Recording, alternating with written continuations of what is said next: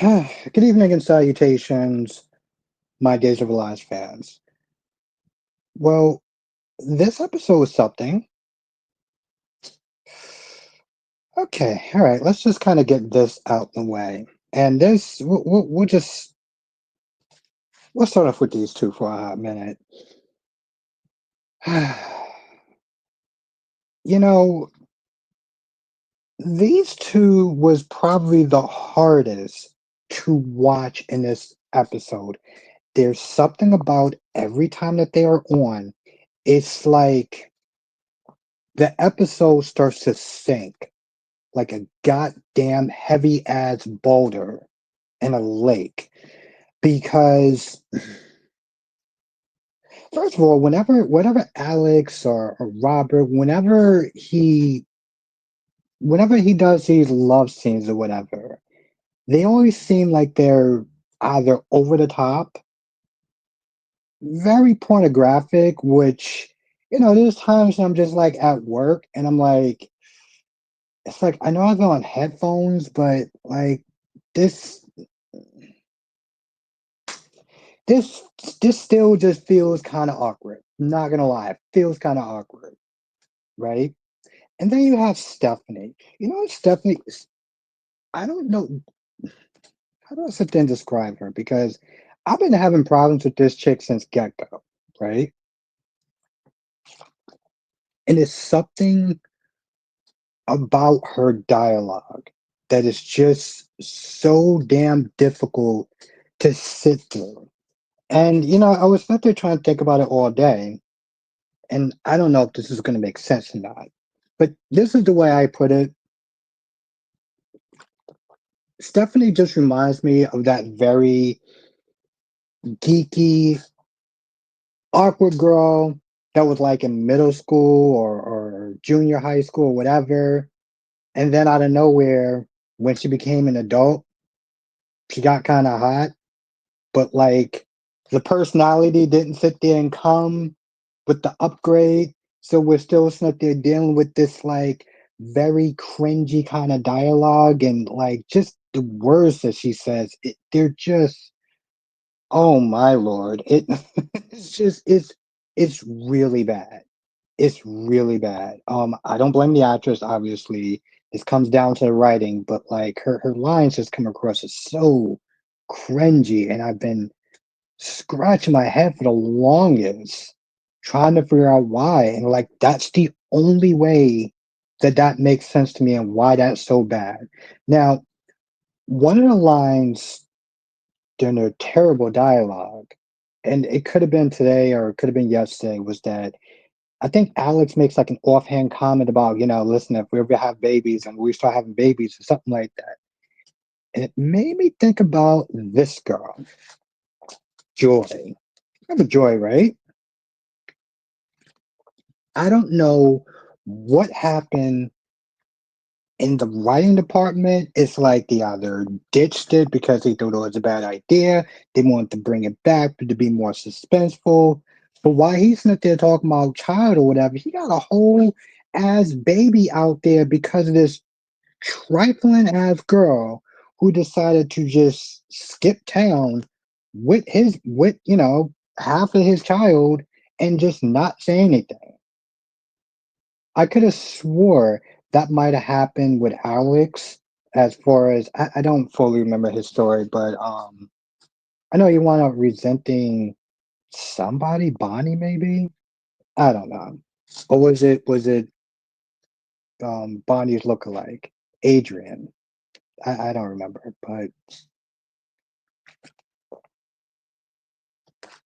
anyway, Stephanie has a great idea as far as having, intercourse in the park.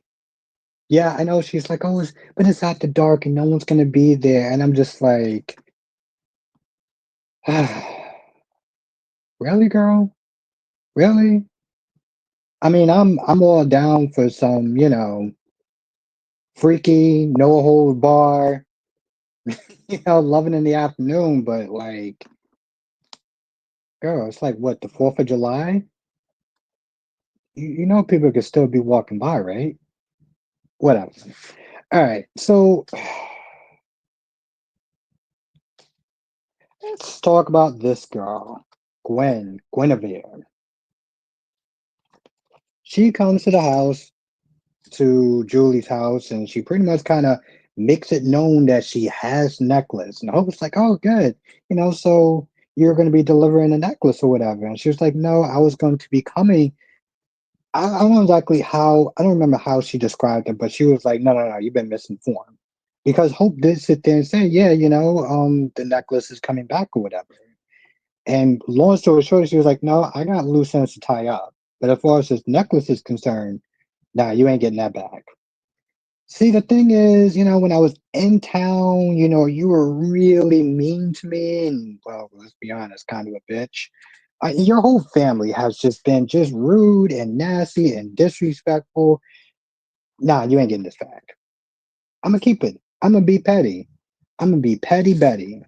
And then she does something stupid, and like as she's walking out, I think she like hits one of the pillows so it could fall on the floor. I'm like, okay, girl. It's like, all right. Well, I guess we back in the high school, right? This is what we got going on.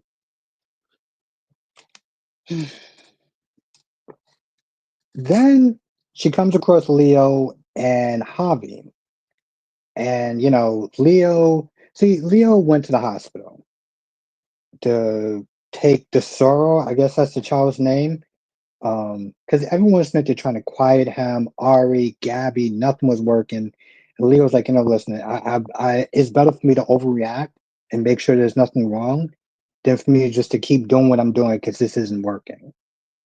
And when he left, Ari and Gabby was like, I'm just really surprised that, he's thinking about somebody other than himself. And I'm like, Gabby, there was a time that people considered you kind of a villain, just doing some really terrible and awful shit.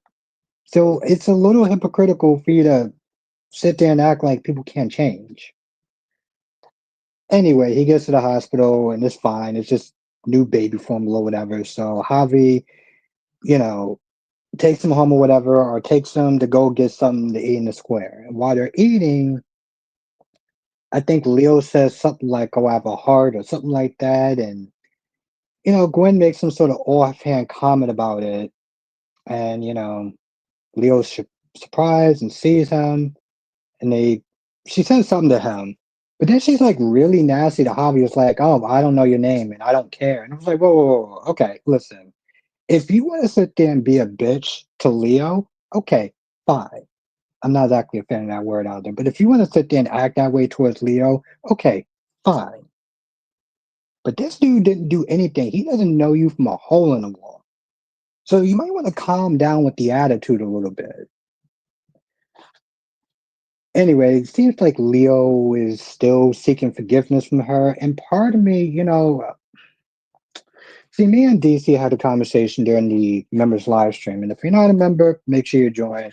Got some really great surprises for the Days of Our Lives fans as well. Um,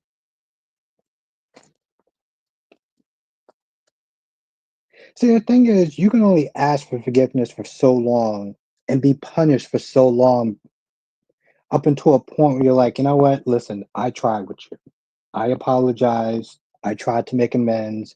I've changed. If you can't see that, so be it. You know? Like, yes, what Leo did was wrong. And I understand Gwen's reaction. I understand Gwen's that they keep him at a distance. I get that. It was a very shitty thing that Leo did. And I totally understand that. But girl, you can't sit there and keep punishing like that. Because he already apologized. What more do you want? How old are you? You know what I'm saying? Like you just come, you know,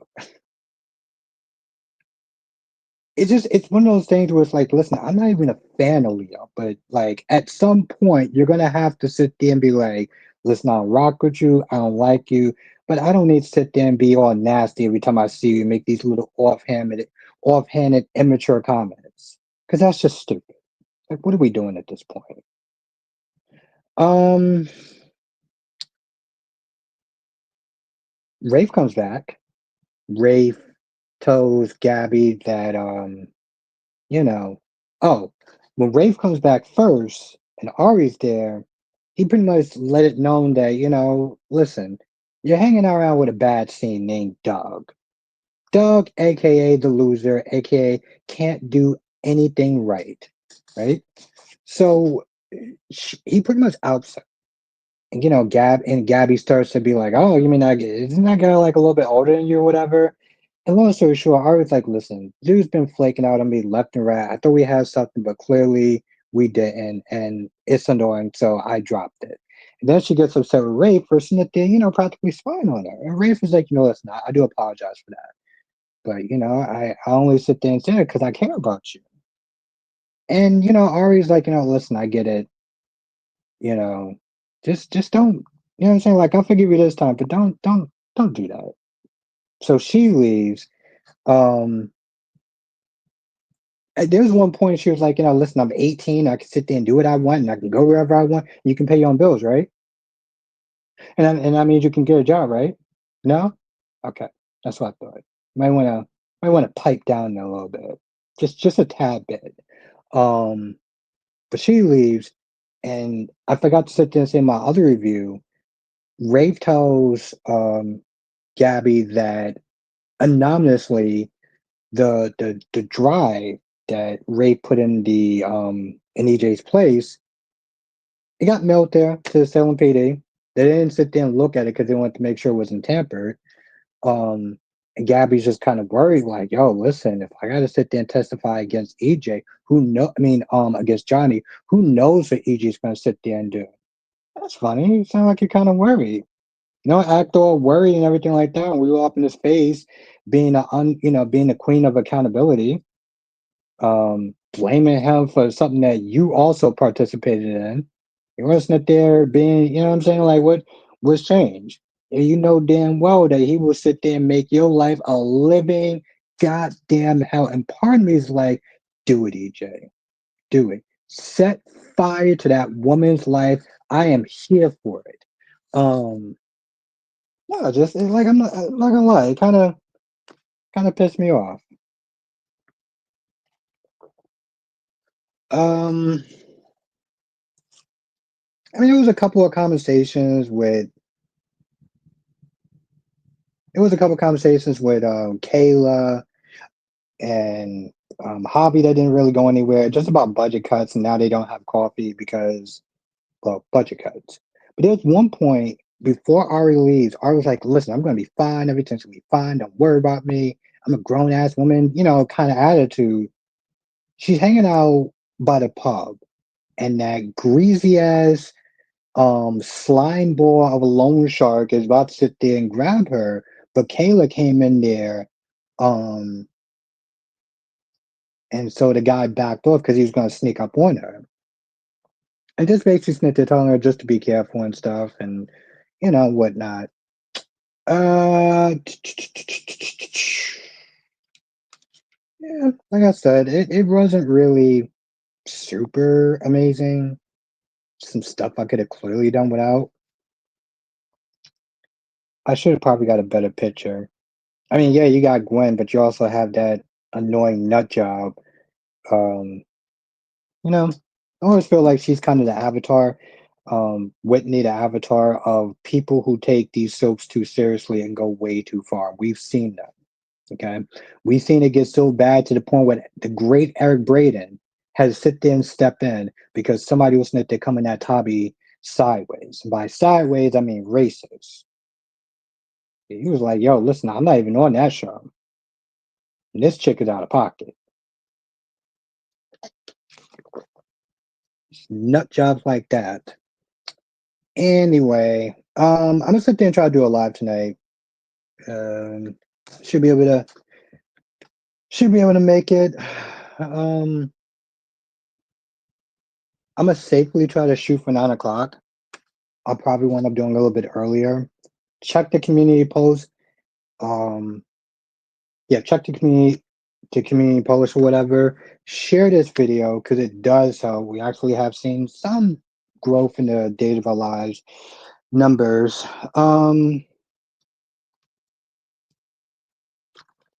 Anyway, if I miss anything, right in the comment section below. Come to the live stream tonight, and we'll talk about it there. Laters.